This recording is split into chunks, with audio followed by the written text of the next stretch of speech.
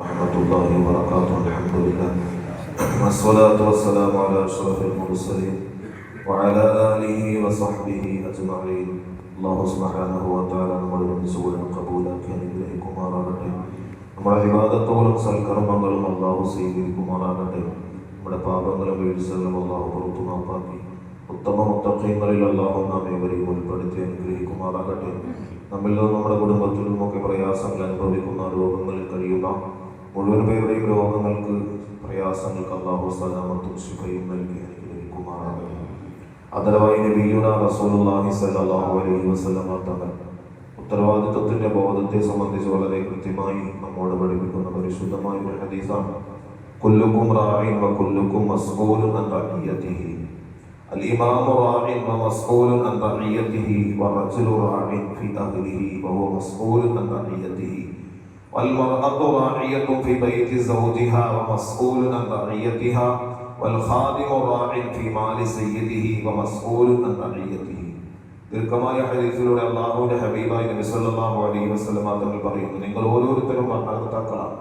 കുല്ലുക്കും റാഇൻ, നിങ്ങൾ ഓരോരുത്തരും ഭരണകർത്താക്കളാണ്. വകുല്ലുക്കും മസ്ഊലുൻ അൻ റഇയതിഹി, നിങ്ങളുടെ ഏൽപ്പിക്കപ്പെട്ട ദൗത്യത്തെ സംബന്ധിച്ച് നിങ്ങളോട് തീർച്ചയായും അല്ലാഹു തആല ചോദിക്കുക തന്നെ ചെയ്യും. വൽ ഇമാമു റാഇൻ, ഒരു ഭരണാധികാരി അവനും ചോദ്യം ചെയ്യപ്പെടും. ഇമാം എന്ന് പറഞ്ഞാൽ അധികാരം നൽകപ്പെട്ട അല്ലെങ്കിൽ രാജ്യത്തിന്റെ അല്ലെങ്കിൽ നാടിന്റെ ഒരു മഹല്ലിന്റെ, അങ്ങനെ ഇമാം എന്ന് പറയുന്നത് റാഇൻ, അവനും ഭരണകർത്താവാണ്. മസ്ഊലുൻ അൻ റഇയതിഹി, അവനെ ഏൽപ്പിക്കപ്പെട്ട ദൗത്യത്തെ സംബന്ധിച്ചും അവനോട് അല്ലാഹു തആല ചോദിക്കും.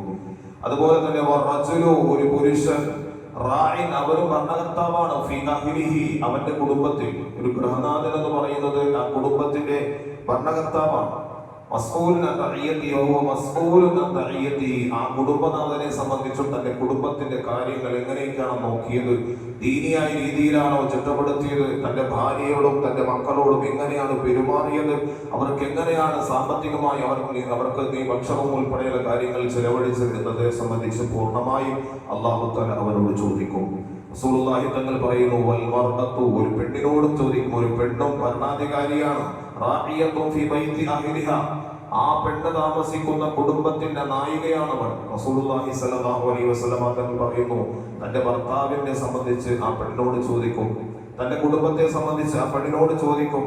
ആ പെണ്ണ് തന്റെ ഭർത്താവിന്റെ വീട് സംരക്ഷണം, അതുപോലെ മക്കളുടെ പരിപാലനം തുടങ്ങിയ കാര്യങ്ങൾ, ഭർത്താവിന്റെ സമ്പത്ത് സൂക്ഷിപ്പ് തുടങ്ങിയ എല്ലാ കാര്യങ്ങളും ആ സ്ത്രീയെ സംബന്ധിച്ചിടത്തോളം അവൾ സംരക്ഷിക്കേണ്ടതുണ്ട്. അതുകൊണ്ട് തന്നെ അവളോട് ഏൽപ്പിക്കപ്പെട്ട ദൗത്യത്തെ സംബന്ധിച്ചും അവളുടെ ഭർത്താവിനെ സംബന്ധിച്ചും അല്ലാഹു തആല ആ പെണ്ണിനോട് ചോദിക്കുമെന്ന് നബിയുനാ റസൂലുള്ളാഹി സ്വല്ലല്ലാഹു അലൈഹി വസല്ലം. അതുപോലെ വൽ ഖാദിമു, ഒരു സേവകൻ, റാഇൻ, അവനും ഒരു ഭരണാധികാരിയാണ്.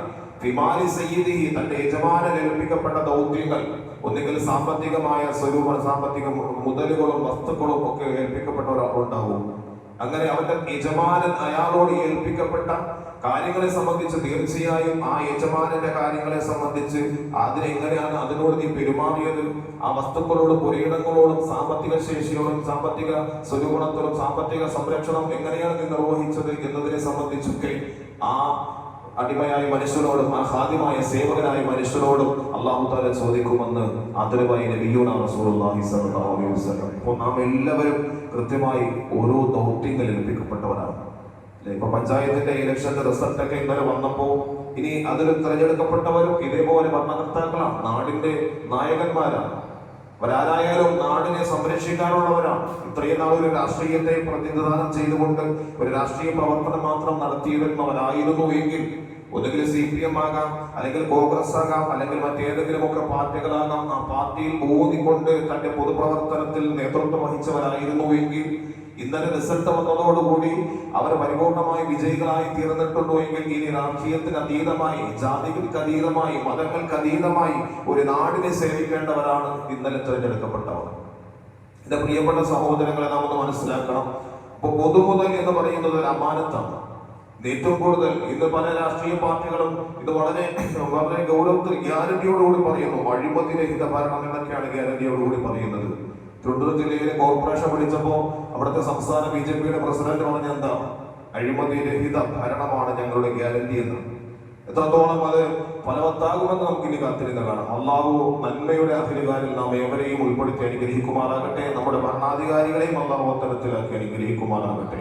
പൊതു ഖജനാവിൽ നിന്നും ഒരല്പം പോലും വ്യക്തിപരമായ ആവശ്യങ്ങൾക്ക് വേണ്ടി ഉപയോഗിക്കാത്ത ഇസ്ലാമിന്റെ പാരമ്പര്യം മഹാനായ ഉമർ ഇബ്നുൽ ഖത്താബ് റളിയല്ലാഹു തആല അൻഹുവിന്റെ അടുക്കലേക്ക് ഒരു രാത്രി ഒരു കൃത്യം കടന്നു വന്നു. എന്തോ ആവശ്യം, വ്യക്തിപരമായ ആവശ്യം സംസാരിക്കാൻ.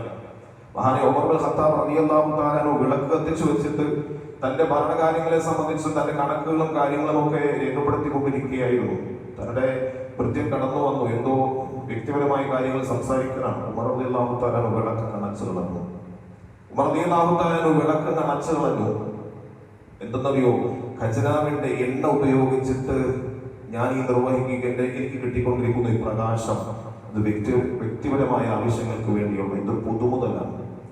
ഇതൊരു പൊതുമുതലാണ്. അതുകൊണ്ട് തന്നെ ഇത് വ്യക്തിപരമായ ആവശ്യം, എന്റെ വ്യക്തിപരമായ ആവശ്യങ്ങൾക്ക് വേണ്ടി ഉപയോഗിക്കാനുള്ളതല്ല എന്ന രീതിയിൽ സൂക്ഷ്മത പുലർത്തിയിരുന്ന മഹത്തുക്കളായിരുന്നു നമ്മുടെ മുൻഗാമികൾ.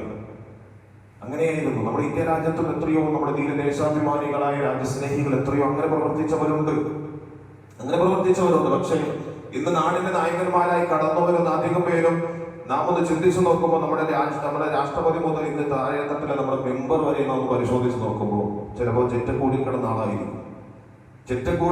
ആളായിരിക്കും. പക്ഷേ അയാൾ ഒരു 5 വർഷത്തെ അദ്ദേഹത്തിന്റെ സേവനം കൊണ്ട് തന്നെ അദ്ദേഹം 5 വർഷം പൂർത്തിയായി കഴിയുമ്പോൾ അദ്ദേഹത്തിന് എത്രമാത്രം കോടികളുടെ ആസ്തിയായിരിക്കും ഉണ്ടാകുന്നത്.